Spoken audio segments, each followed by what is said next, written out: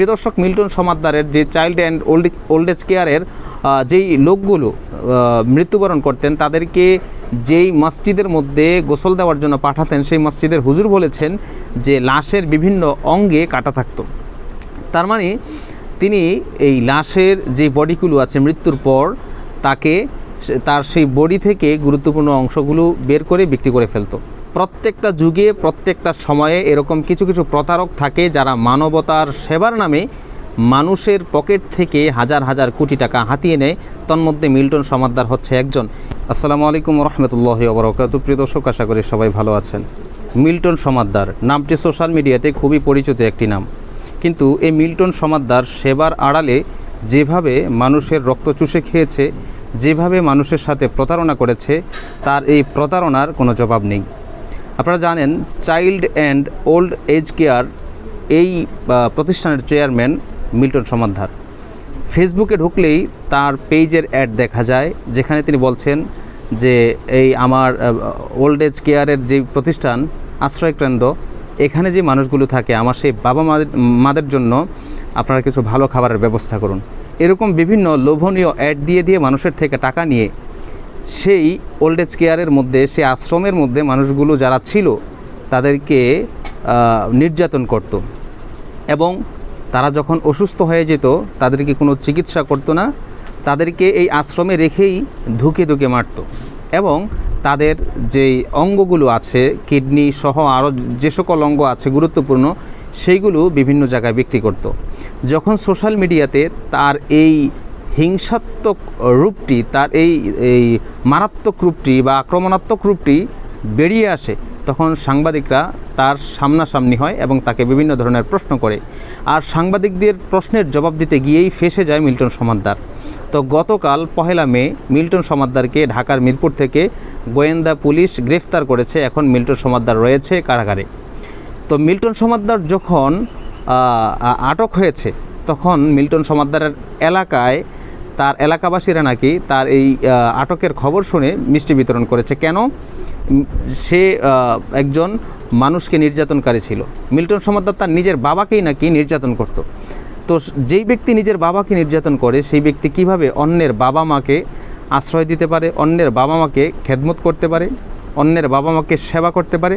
তাহলে বুঝতেই পারেন এখানে স্পষ্ট যে শুধু মানবতার দিক থেকে মানুষকে সেবা করার জন্য মানুষকে সংগ্রহ করত, সে তার বাবাকে সর্বপ্রথম সেবা করত। এখন সে তার বাবাকেই যেহেতু নির্যাতন করে পরের মা বাবাকে সেবা করে যাচ্ছিল, তার মানে তার এই সেবার পিছনে বিশাল একটা স্বার্থ ছিল, আর সেই স্বার্থ ছিল টাকা।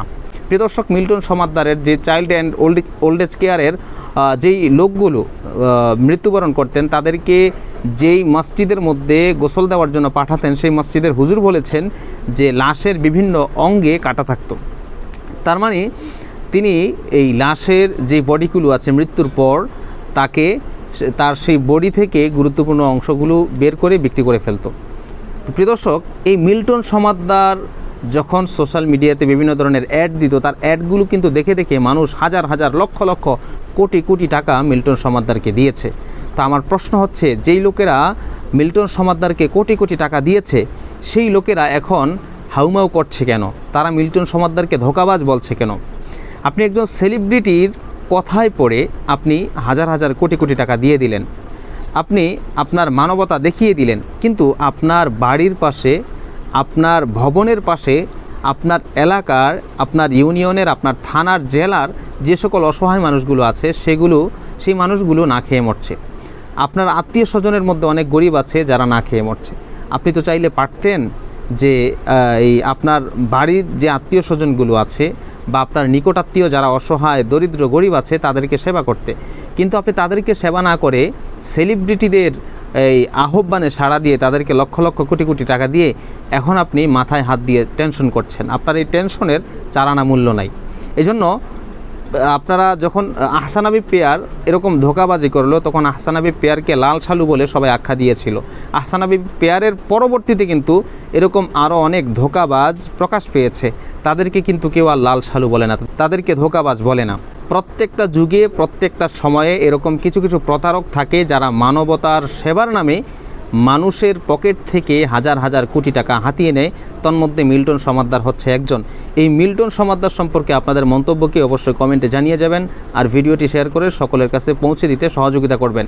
এরকম মিল্টন সমাদ্দার যেন আমাদের সমাজের মধ্যে আর তৈরি না হয়, এই জন্য যখন আপনারা সোশ্যাল মিডিয়াতে এরকম মানবতার ডাক দেখবেন, আহ্বান দেখবেন, তখন আপনাদের কাছে অনুরোধ থাকবে আপনারা বুঝে শুনে তারপরে দান করবেন।